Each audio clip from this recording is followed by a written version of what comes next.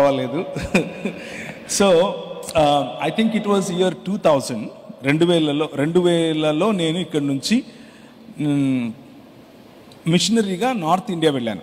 ఉత్తర భారతదేశం వెళ్ళి అక్కడ ఒక 11 సంవత్సరాలు పరిచయం చేశాను. అక్కడే పెళ్లి చేసుకున్నాను. దానికి ముందు నేను 97, 98 ప్రాంతాల్లో నేను రక్షింపబడ్డాను. ఇక్కడ హైదరాబాద్లో నేను I gave my heart to the lord. దానికి ముందు నేను గ్రౌండ్లో కూర్చునేవాడిని. అప్పుడు బాగా నాకు గంజాయి అలవాటు, గంజాయి ఇలాంటివన్నీ ఎక్కువగా అలవాటు. గ్రౌండ్లో కూర్చుని మేమందరం గంజాయి తాగుతూ ఉంటే ఆ గ్రౌండ్కు ఒకరోజు ఒక పెద్ద ఆయన వచ్చాడు. క్రిస్టియన్. నాకు పెద్దగా ఇంట్రెస్ట్ ఉండేది కాదు. క్రిస్టియన్ మీటింగ్స్ అంటే నాకు చాలా అస్సలు ఇష్టం ఉండేది కాదు. జోలికి కూడా వెళ్ళాను కాదు. ఆయన ఆ రోజుల్లో అంటే 95, 94, 96 ఆ రోజుల్లో పేర్లు పెట్టి పిలవటం మొదలుపెట్టాడు. ఆయన చెన్నైకి సంబంధించిన ఆయన్ను చూసి చాలామంది అదే చేయటం మొదలుపెట్టారు. బైబిల్లో కూడా అలాంటివి ఉంటే బాగుండేది. నేను చదివిన బైబిల్లో నాకు కనబడలేదు. అయితే నార్త్ ఇండియాకి నేను వెళ్ళే క్రమంలో నేను ప్రభుని అడిగాను, నాకేమొచ్చు అంటే తుమ్ ఆతా హై తుమ్ జాతా హై, ఇంతే వచ్చు హిందీ. అక్కడికి వెళ్ళిన తర్వాత వాక్యం చెప్పాలి, ఎలా చెప్పాలి అని ప్రార్థన చేశాను మోకాళ్ళ మీద పడి. నాకు ఐ వాంట్ దిస్ లాంగ్వేజ్. వరదలాగా హిందీ మాట్లాడగలిగాను.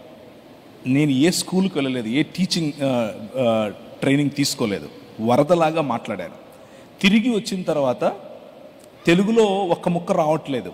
పిలిచి ఇలా మాట్లాడమంటే సగం తెలుగు, సగం ఇంగ్లీషు, సగం హిందీ అలా వస్తుంది. ఏం చేయాలి? మళ్ళీ మోకాళ్ళ మీద పడి ప్రార్థన చేశాను. Bless me with Telugu language. వరదలాగా వచ్చింది.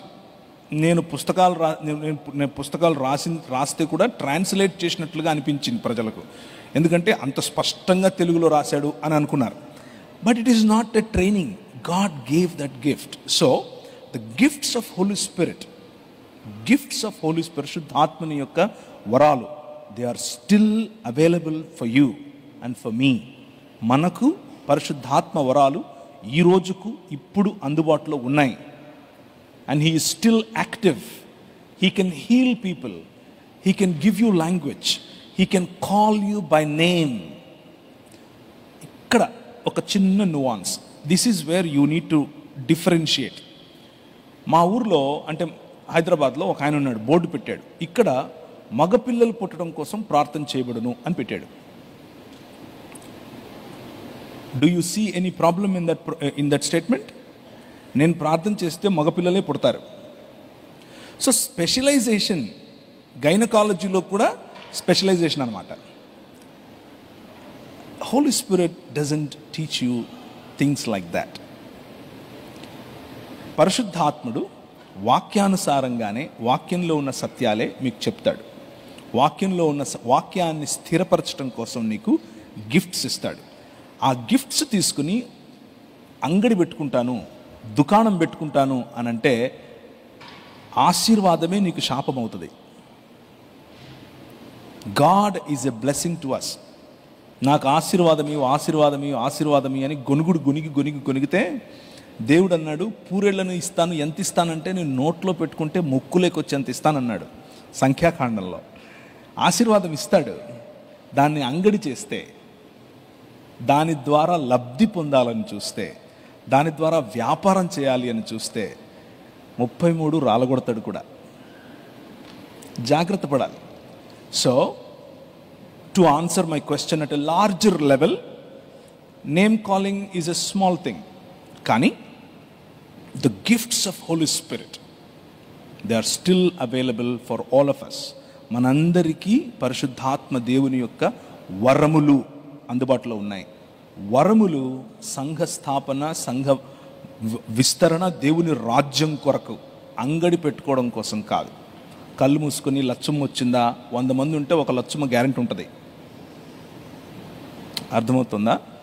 కళ్ళు మూసుకొని దావీదు రానానా, 100 మంది క్రిస్టియన్స్ ఉంటే డేవిడ్ లేకుండా ఎలా ఉంటాడు? ఉంటాడు. ఇక్కడ 11 మంది ఉన్నారా? చూసారా? ఉంటారు. అది అలాంటి చీప్ ట్రిక్స్ దేవునికి అవమానకరం.